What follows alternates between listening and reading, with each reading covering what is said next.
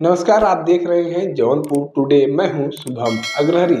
साथों बीते मंगलवार को यानी कि कल प्रतापगढ़ से एक बड़ा ही सनसनीखेज मामला सामने आया था। मामले की बात किया जाए तो आपको बता दें कि प्रतापगढ़ के रहने वाले अधिवक्ता यानी कि वकील सुभाष चंद्र गुप्ता का उनके ही गांव के रहने वाले अजय वर्मा के द्वारा गला रेतकर हत्या करने का प्रयास किया गया था। जी हाँ, आपको बता दें कि यह घटना बीते मंगलवार की यानी कि कल की है। सुभाष चंद्र गुप्ता प्रतापगढ़ के अंतु थाना क्षेत्र के बाबूगंज के निवासी हैं, जो लगभग 35 वर्ष के हैं और प्रतापगढ़ कचहरी में प्रैक्टिस करती हैं।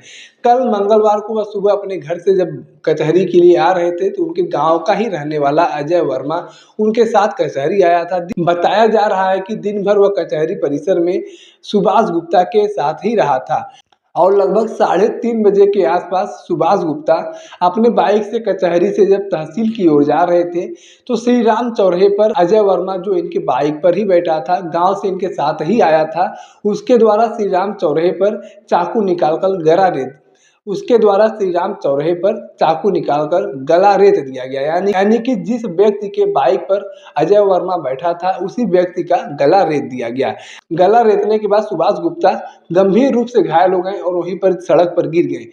और जब सुभाष गुप्ता सड़क पर घायल होकर गिर गए तो वहां पर स्थानीय लोग कुछ देर तक बचाने के लिए भी नहीं आए, हॉस्पिटल ले जाने के लिए भी नहीं आए, क्योंकि सबसे बड़ा कारण यह था कि जिस व्यक्ति के द्वारा इस घटना को अंजाम दिया गया था वह व्यक्ति भी वहीं पर खड़ा था और उसके हाथ में चाकू थी। लिहाजा सबको अपने अपने जान का डर था कि अगर हम वहां पर जाते हैं तो हो सकता है वह व्यक्ति हमारे ऊपर भी हमला कर दे। और बड़ी बात यह है कि इस घटना को अंजाम देने के बाद, इस वारदात को अंजाम देने के बाद भी वह अजय वर्मा, जिसके द्वारा सुभाष गुप्ता का गला रेता गया, वह भागा भी नहीं, वहीं के वहीं खड़ा भी रहा और खड़े खड़े वह वहां पर विक्षिप्त जैसा कार्य करने लगा। यानी कि अपने आप को बचाने के लिए एक तरह से मानसिक संतुलन को बिगाड़ने का कार्य करने लगा। इस घटना की जानकारी वहां के स्थानीय लोगों के द्वारा पुलिस प्रशासन को दिया गया। सूचना मिलते ही प्रशासन के लोग भी वहां पहुंचे और सुभाष गुप्ता, जो गंभीर रूप से घायल थे, उन्हें मेडिकल कॉलेज में भर्ती कराया गया। हालांकि जब उन्हें मेडिकल कॉलेज में लेकर जाया गया तो वहां से उन्हें प्रयागराज के लिए रेफर कर दिया गया और वर्तमान समय में उनके इलाज प्रयागराज में चल रहा है। मतलब यहाँ पर समझने वाली बात यह है कि एक सुभाष गुप्ता, जो पेशे से वकील थे, वह अपने गांव के ही रहने वाले एक लड़के को अपने बाइक पर बैठाकर कचहरी लाते हैं और उसके साथ दिन भर और सुभाष गुप्ता के साथ दिन भर वह लड़का रहता भी है और शाम के टाइम मौका देकर धारदार हथियार से उनके ऊपर हमला करता है, उनका गला रेत देता है। कुछ इस तरीके से घटना को अंजाम दिया जाता है।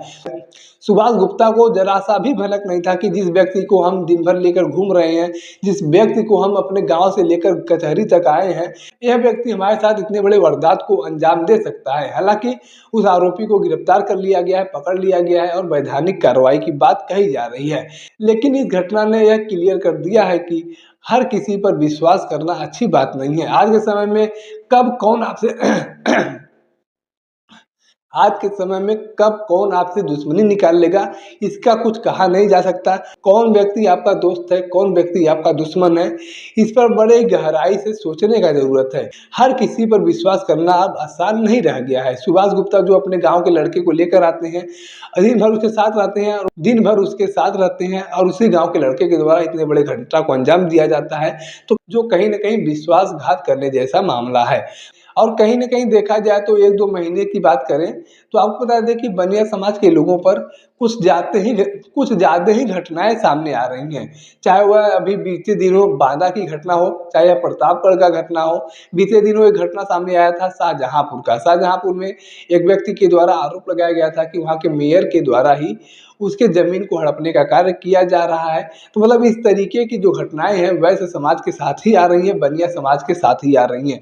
अभी बीते दिनों आपने बांदा का घटना सुना होगा, जिसमें शैलेंद्र गुप्ता, जो भाजपा के नेता हैं, उनके ऊपर दूसरे भाजपा नेता अंकुर सिंह कशवाहा के द्वारा फॉर्च्यूनर कार चढ़ा दिया गया था, जिससे वो गंभीर रूप से घायल हो गए थे।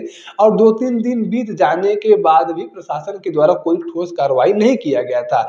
और उस घटना के बाद अब एक नया घटना प्रतापगढ़ से सामने आया है, जो कहीं न कहीं ये दर्शा रहा है कि बनिया समाज के लोग इस सरकार में सुरक्षित नहीं हैं। अभी बीते दिनों मुख्यमंत्री योगी आदित्यनाथ जी के द्वारा बयान दिया गया था और बताया गया था कि प्रदेश में व्यापारी और बेटियां दोनों सुरक्षित हैं। जो लोग भी व्यापारियों के साथ छेड़छाड़ करेंगे, जो लोग भी बेटियों के साथ छेड़छाड़ करेंगे, उनको बख्शा नहीं जाएगा, उनके ऊपर कड़ी से कड़ी कार्रवाई की जाएगी। लेकिन एक के बाद एक नई घटनाएं प्रदेश में सामने आ रही हैं, जो कहीं न कहीं सरकार के प्रशासनिक व्यवस्था पर सवाल खड़े कर रहे हैं। बाकी प्रतापगढ़ की घटना को लेकर आपके पास कोई जानकारी है तो आप कमेंट बॉक्स में लिख सकते हैं। अगर आप वीडियो को फेसबुक पर देख रहे हैं तो पेज को फॉलो करें, यूट्यूब पर देख रहे हैं तो चैनल को सब्सक्राइब करना ना भूलें। साथ ही साथ आप हमारे पेज को, हमारे चैनल को इंस्टाग्राम और ट्विटर पर भी फॉलो कर सकते हैं। धन्यवाद।